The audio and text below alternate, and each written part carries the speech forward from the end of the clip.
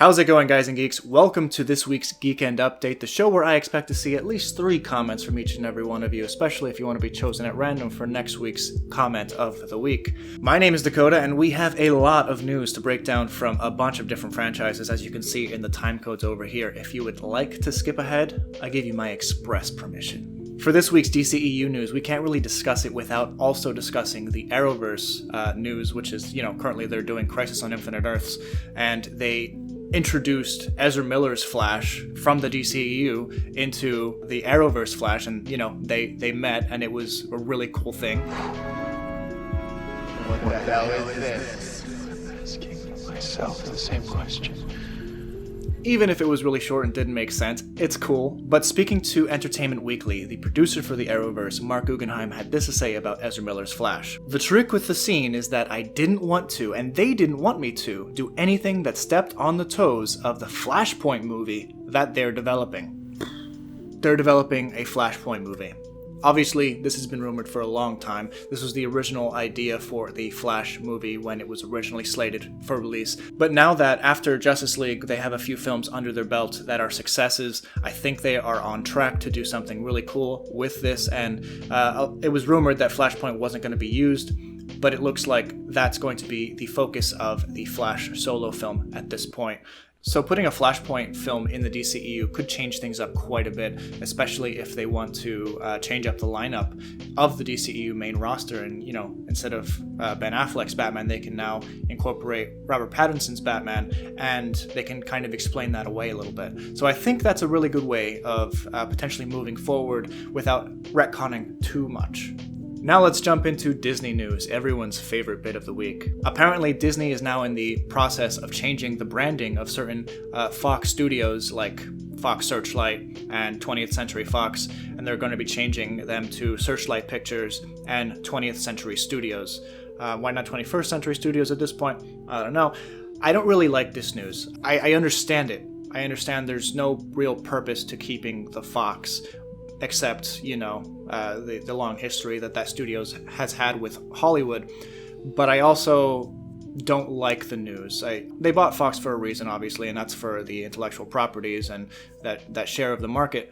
But I wish, I don't know, maybe it's sentimentality on my behalf, but I don't think I would like them to change the names, even though they already are in the process of doing so. What are your thoughts on this? Do you think Disney should change the names of 20th Century Fox and Fox Searchlight to other things, or keep it the same? I'd like to know your thoughts. In an interview with The Hollywood Reporter, Chris Bremner, the writer for Bad Boys 3, says that he's in the process of writing a Bad Boys 4 script, but also that Disney has commissioned a National Treasure 3 movie. And I can't imagine them not wanting to use Nick Cage. So, this is awesome. I don't know what he's going to steal this time.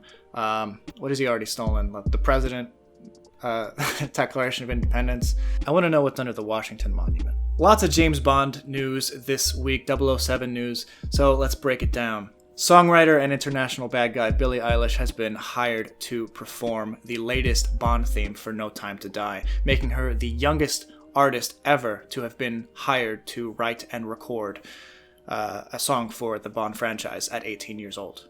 On top of that, composer Hans Zimmer has been tapped to write the score for the film, and this will be the first time that Hans Zimmer has ever worked on the James Bond franchise. The series producer, Barbara Broccoli, there's got to be another way to say that, it can't be broccoli, it's probably broccoli, had some comments on the potentiality for a female version of James Bond. In the Variety interview, she says, "We should be creating new characters for women, strong female characters. I'm not particularly interested in taking a male character and having a woman play it. I think women are far more interesting than that." I agree. Next news. With our Lord of the Rings news, we're going to start with a bit of terrible news, some sad news. Christopher Tolkien, the son of J.R.R. Tolkien, has died at 95. For those that aren't aware, Christopher Tolkien's work is synonymous with Lord of the Rings and Middle-earth because he helped edit a lot of his father's notes, especially on the Silmarillion. He finished that and published it posthumously to his father's life, of course. So we wouldn't have the Silmarillion if it weren't for him, and some of the other short stories like Children of Húrin. He also wrote an expansive History of Middle-earth series. So his work will not be forgotten, and sad to say that we won't be getting anything more from him. But Lord of the Rings geek culture continues. We're going to be getting a Lord of the Rings show on Prime, as most of you already know, probably. A full cast listing has been announced via the Twitter handle, Lord of the Rings on Prime, some of which we've already discussed here on our Geek End Update. The cast in the order that they've been announced are as follows: Robert Aramayo, Owain Arthur, Nazanin Boniadi, Tom Budge, Morfydd Clark, Ismael Cruz Cordova, Emma Horvath, Markella Kavanagh, Joseph Mall, Tyro Muhaffadin, Sophia Namvet, Megan Richards, Dylan Smith, Charlie Vickers, and Daniel Wyman. So we don't know who these actors are going to be playing character-wise, but we know that it takes place in the Second Age, and it's been announced that, or at least rumored, that Morfydd Clark is going to be playing a young Galadriel. Who do you think some of these characters are going to be playing? I would like to know your thoughts. But it seems as though, because some of the actors are being leaked to certain trades as being in the show, they want to get ahead of the curve, basically, and announce as many characters that they've cast, or actors that they've cast, as possible. This week's Marvel news is a little short, but we'll break it down regardless. Comicbook.com are reporting that the untitled MCU Spider-Man 3 film will begin filming in July and run through November, and that certain filming locations are set in Atlanta, New York, Los Angeles, and Iceland. I understand Atlanta, New York, and Los Angeles, but Iceland? I want to know what they're doing in Iceland, because it's a beautiful country. It's the terrain there is absolutely gorgeous. I spent a little time there last year, and I have like 300 gigabytes of like 4K footage. I could make a really awesome vlog, or like 10 vlogs really, from our trip there to Iceland, and I beat myself up every day because I haven't done that yet. If this report is true, why do you think that Spider-Man 3 will be filming a little bit of their scenery or whatever in Iceland? I genuinely want to know, because I'm super excited to see what they do there, if they do it. So for the next bit of news, we're going to break up Marvel and SUMC news, because according to Kevin Feige, they are two separate universes. But the Morbius trailer dropped this past week, and it had a huge MCU connection in it. Got tired of doing the whole good guy thing, huh? What's up, Doc?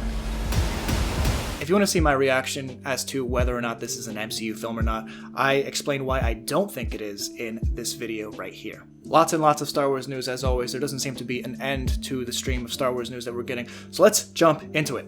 This has rocked the internet the past week. A small site, FandomWire, broke the news, the scoop, that Ewan McGregor is out of the Kenobi series, and this shattered the internet.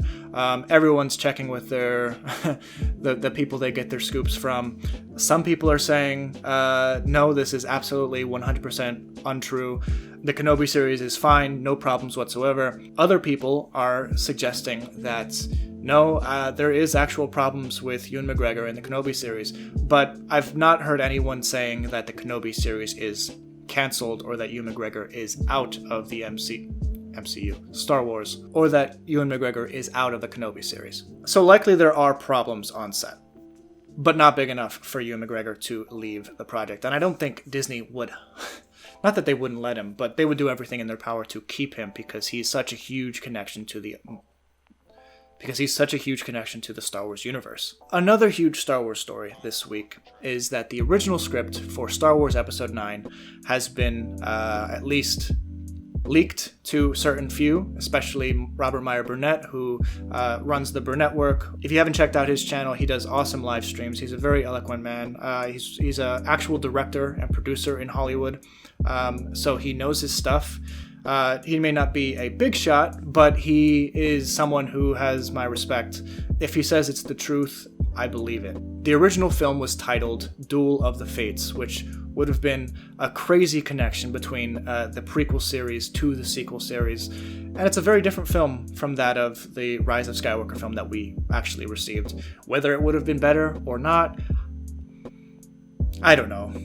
Both are wacky films if you really break them down. It feels like, the crazy stuff that they got to in Legends in a Star Wars movie, both in Rise of Skywalker and Duel of the Fates. But I'll leave a link to that video in the description down below. I'll leave links to everything in the description down below, as well as a blog post that I put together of the major points from this video in one concise location. But yeah, definitely give Robert Meyer Burnett some love. He's an awesome YouTuber and a super geek, so check his work out. According to The Hollywood Reporter, Taika Waititi is being courted to direct a future Star Wars movie.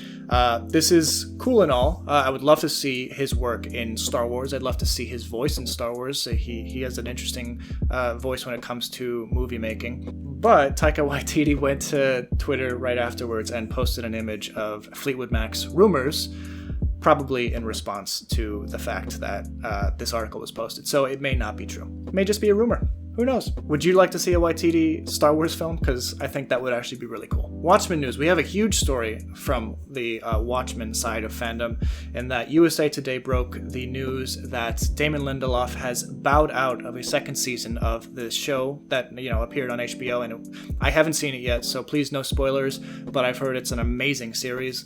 I can't wait to actually check that out.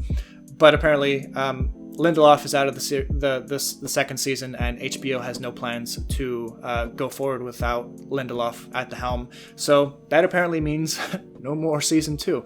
But a lot of people I've heard online are saying that this is a good thing because it ends perfectly, even though it leaves you wanting more. So we'll see on that. Obviously, if it's a big enough hit, I think they'll want Lindelof back to bring viewers to watch more of that show. What are your thoughts on that? And what are your thoughts on anything that we discussed today? Guys, I really want to know what you think about Geek End Update. How am I doing? This is my 3rd weekend now. I want to know your thoughts. Is this a show that you want to keep watching? I really like producing it. I really like doing this because this is what started the channel originally back, I think in 2016. My wife and I used to do the Geek Week news update, and it turned into the Geek Critique show. And we kind of pulled away from news, but I wanted to do like a weekend Geek Update roundup sort of thing. And the Geek End Update is, what we've come up with. So you can always check out more videos right over here. I highly recommend checking out our review for Weathering with You. It's an anime film by Makoto Shinkai. The first half is spoiler free, and it's one of the best films I've seen in a very long time. Please check out that review, guys. I'm really, really happy with the way it turned out. But if you like this video, please be sure to give it a thumbs up and subscribe if you haven't already. I want to know your thoughts, guys. Leave in the comments down below. Have a good one.